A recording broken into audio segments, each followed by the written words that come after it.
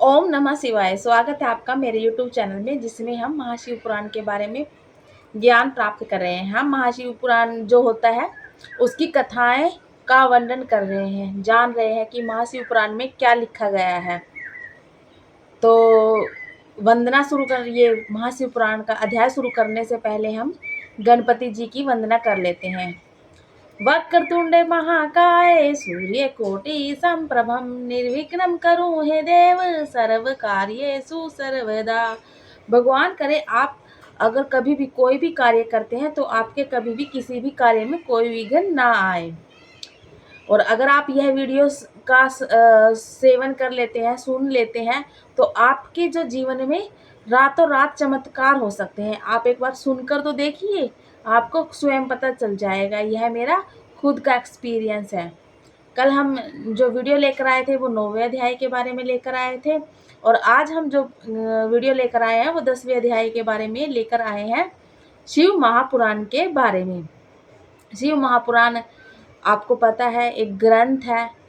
तो आइए सेवन करते हैं शिव महापुराण का। तो शिव महापुराण का 10वां अध्याय है। इसमें ब्रह्मा और विष्णु को शिव जी ने उपदेश दिया है। क्या उपदेश दिया है, आइए सुनते हैं। यह सुन ब्रह्मा और विष्णु जी ने कहा, हे प्रभु, स्वर्गादि पंचकृत्य का लक्षण हमको सुनाइए। ब्रह्मा और विष्णु ने भगवान शिव को बोला कि हम जो पंचकृत्य है के लक्षण है आपके, हमें उनके बारे में सुनाइए। शिव जी बोले कि मेरे सारे कार्य ज्ञान कृत्य तथापि सुनो। जो मेरे जो कार्य है वो ध्यान से सुनो। हे पुत्रों, क्या है आइए देखते हैं।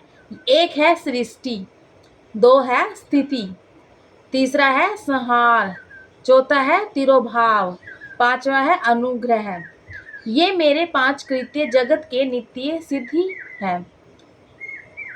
संसार के आरंभ का नाम सर्ग, रखने का नाम स्थिति, नष्ट का संहार, अदल बदल का तिरोभाव और संसार या सरक के से मुक्त होने का अनुग्रह, यही मेरा 5 कृत्य है।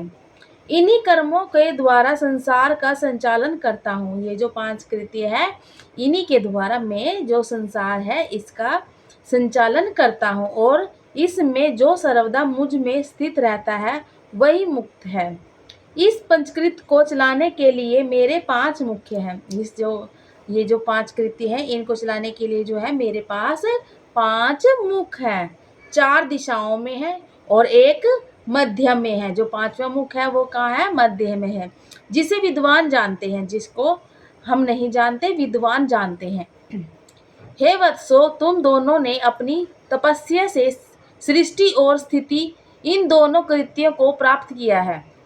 ऐसे ही रुद्र और महेश ने भी संहार और तिरोभाव के 2 कृत्य प्राप्त किए हैं, परंतु अनुग्रह नाम वाला 5 कृत्य कोई भी ना पा सका, और अति प्राचीन होने से तुम दोनों अपने उस कर्म को भूल गए, परंतु रुद्र और महेश नहीं भूले।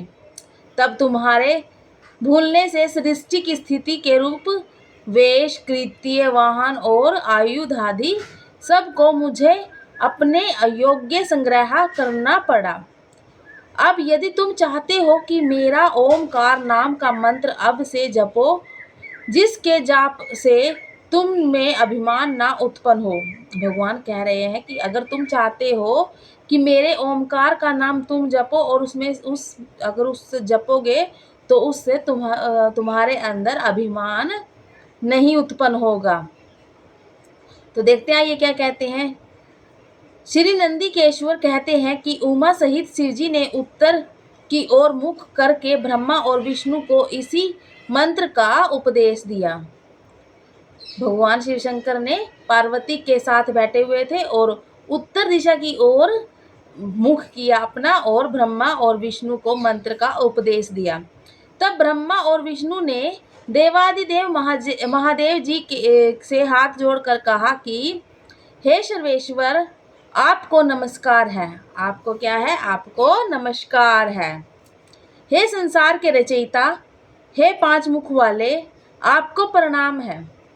जब इस प्रकार स्तुति कर दोनों ने गुरुदेव शिव जी को नमस्कार किया। तब ब्रह्मा जी बोले कि हे पुत्रों, मैंने तुमसे तभी तत्वों का वर्णन कर यह मंत्र भी बतला दिया है। जो मैंने सभी तत्व हैं वो भी तुम्हें बता दिए, और ये मंत्र है ये भी आप तुम लोगों को बता दिया है।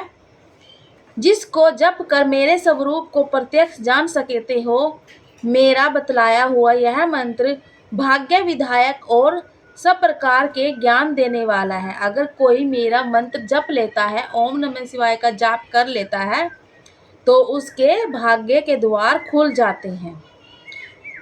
जो इस मार्गशीर्ष की आद्र वाली जो मंत्र है ओम नमः शिवाय, इसका जो मंत्र जाप करता है वो चतुर्दशी यानी कि 14 के दिन में जो जपता है, और यदि सूर्यास्त की गति होती है